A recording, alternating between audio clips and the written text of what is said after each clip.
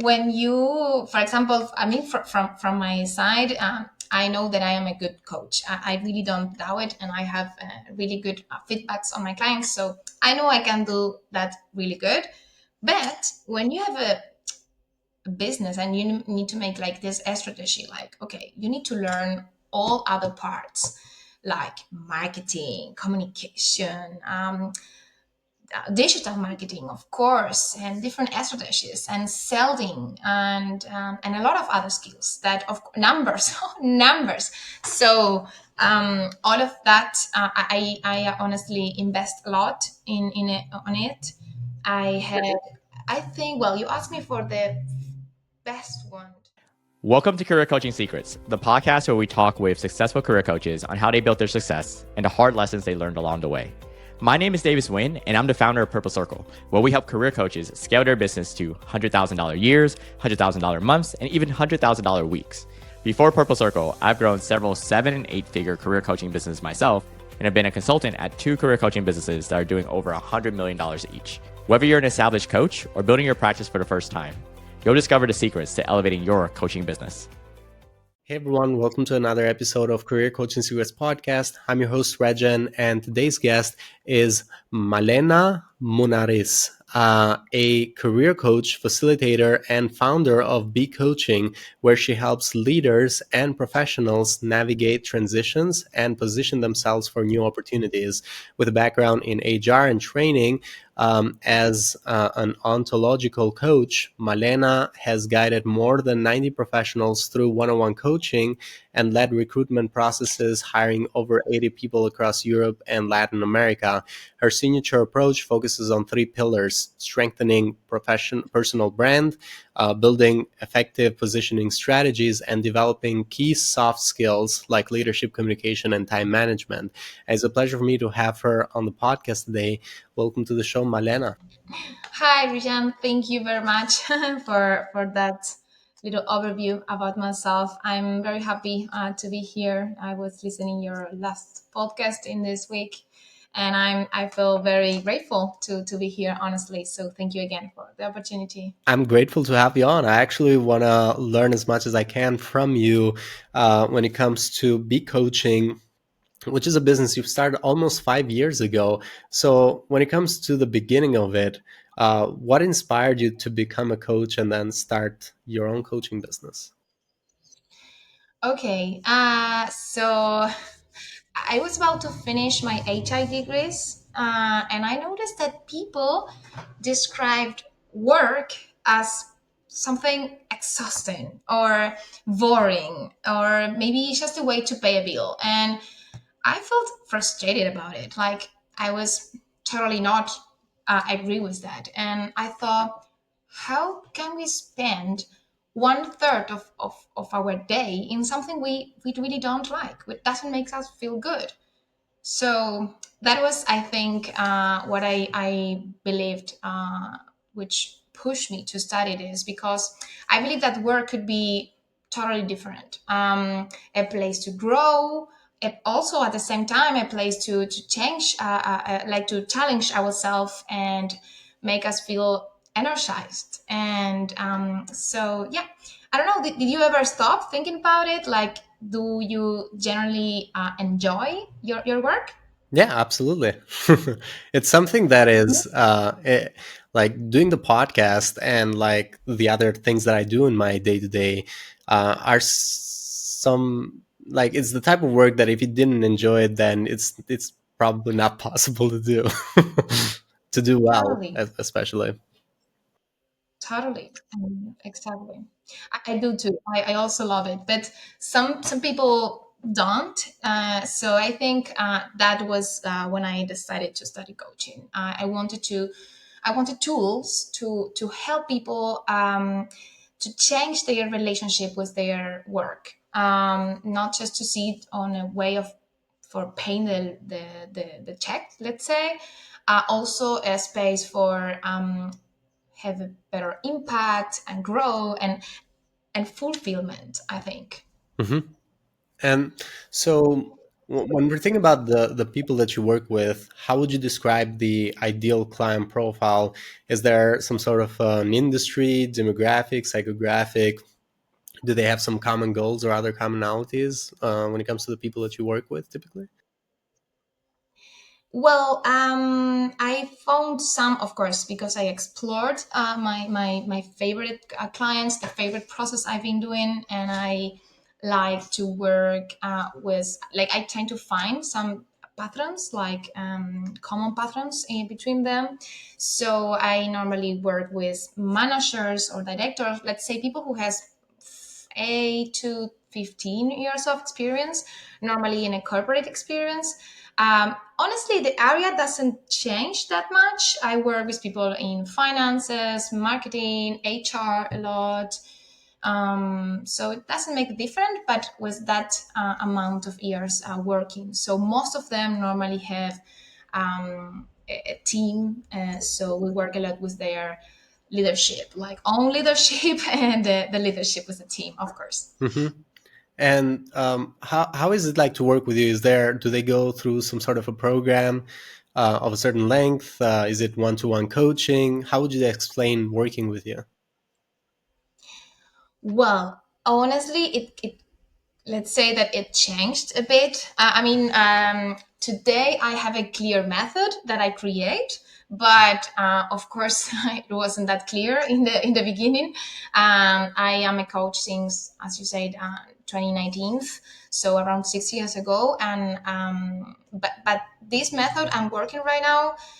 I started on March of 2023. So I work with one-to-one coaching sessions, yes, as you said, but the process itself, it has three main stages. In the beginning, the first stage is self knowledge and personal brand exploration. So here we use, well, in Spanish we call it FODA, but in English is SWOT analysis. I think you probably know it, where we explore the strengths, weaknesses, opportunities, and threats of each professional. So we look on internal and external self-awareness. So we want to have others' perspective and their perspective itself. So with that, we connect with their career aspirations and design a SMART goal: specific, measurable, achievable, relevant, and time bound. So that is the first step. When we have that information, that info, we go to the second one, which is basically positioning. Depending, of course, on the client, we can go a lot on LinkedIn profiles, strategic of networking, and interview tips, of course. And that will be the second stage, and the last one. And I think that, I guess, from my point of view, the more powerful one will be working on soft skills. That, as you mentioned, the ones that have a biggest impact on the role and on the future goals. So most of the cases we work with communication, self leadership, time management, stress management, leading others. So those are the three steps I work with. And in terms of marketing, where do people usually find you? Is there a certain marketing channel that works very well for you? Definitely LinkedIn. I'm in love with that tool. Actually, I find it as, I think that around 80 to 85% of my clients came from that platform. The other part, of course, because references, and I do have also Instagram, but it doesn't work that well. Or let's say that the clients they come, they're like different, less, of course, less amount, and also different profile. Honestly, LinkedIn, I found that in LinkedIn I feel really comfortable, actually, talking, because it's a platform that push you to talk with and discuss with professionals, and it's really good for networking. For example, I remember I was listening one of the interviews here of Susan. I think it was one of the last one, and yeah, this week I just connect with her, and it's like so amazing. How can you write a name of someone, or maybe it's just a role and and a company, and you can find that information. So definitely LinkedIn. Yeah, and it has been the case for most coaches. Actually, it is LinkedIn, especially in the career space. Career coaches and executive coaches or leadership coaches are mostly in LinkedIn because that's where their audience is at too. And so, when looking into the future with your coaching business, do you have any specific business goals that you're working towards? Honestly, I think I'm kind of building, or not building but rebuilding it, because be coaching was one kind of business in 2019, then it make a change on 2023, and I'm looking forward for the next step. For the moment, I have very clear that I want to do premium sessions. Like I want to do like one-to-one sessions, and I want to make them amazing. So I'm improving on maybe I don't know, for example, doing some classes or some extra information or resources that I can send to that person. So yeah, I'm working on improving it, but that is my goal, like to have one-to-one coaching sessions and make them better every time. Hmm. Cool. And right now, throughout the time that you've been doing this for the last almost 5 years, when it comes to investments that you've done in your coaching business, what would you, or in yourself, what would you say have been some good investments that you feel really good about? And what have been some investments that you don't feel so good about, or maybe bad investments, if there's any of those too? Hopefully not. Definitely, yes, of course, because when you, for example, I mean, from my side, I know that I am a good coach. I really don't doubt it, and I have really good feedbacks on my clients, so I know I can do that really good.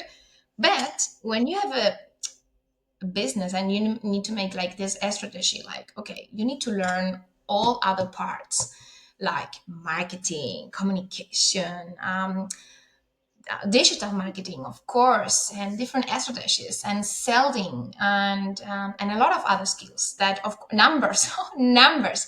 So all of that, I honestly invest a lot in it, on it.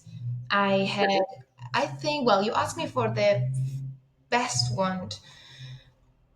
Um, digital marketing, digital marketing, definitely, because and there I am I'm including like the designers of the logo, the colors, the typograph, everything which represents me, and also the strategies behind. So I think that is the the best one. And the bad one, I didn't do a web page. I think that could be because everyone tells me like don't do that now. So I think it was Instagram mentors. Honestly, I think that that was not a waste of time and money, but yeah, not my favorite one. Mhm. Yeah. So yeah, it actually depends on, and sometimes when it comes to mentors of a specific channel, there's a lot of work that goes with it. So this was Instagram, you said, right? Yeah. And oftentimes with Instagram, it's also hard, from what I've learned from other coaches as well, in terms of like measuring the success there, because with LinkedIn, usually it has been the primary source for many coaches. With Instagram, I actually haven't met that many coaches who have been able to utilize Instagram too. So it does make a lot of sense to why that would be maybe not the best investment too. Yeah. And so Right now, when thinking about your goals as well and trying to do more one-on-one coaching, improving that, what would you say is the biggest challenge that you have right now? Um, the challenge will be to I told you, right? I have these sessions, and in between them, I want to make classes and send them as a pack. But I have this challenge on being personalized and also doing these classes. And when you make these classes, you, of course, want to talk to more than one person, so it's not that personalized. So I'm working on it. I really want to make it personalized, and also find resources to help others. And these others are a lot of people which with different backgrounds, different challenge, different story, like working stories. So I think that is my challenge, and that is what I'm working on. Mm-hmm. Cool. And my final question to you is, when thinking about the coaches want to scale their impact, as we were talking earlier, in your case, you're also making an impact with every client that you're working with. So for coaches who want to scale their impact, is there any advice you'd like to give to these coaches? Um, Well, my biggest advice will be to focus on what really makes a difference. As a coach, you can do a lot of things. I think with most of the studies, but usually there is one thing that truly transformed your practice right now. So you need to find this one thing and do it not well, great, amazing. So for me, deciding this was also a challenge, because I didn't want to be just a coach, and I needed to focus on specific audience, specific challenge, and design my method that I really work. But I told you before, I didn't woke up and I have all my answers. Of course, I tested, I learned it from my mentors, and make like models. So I look back in my, like, personally, I look back in my experience in HR.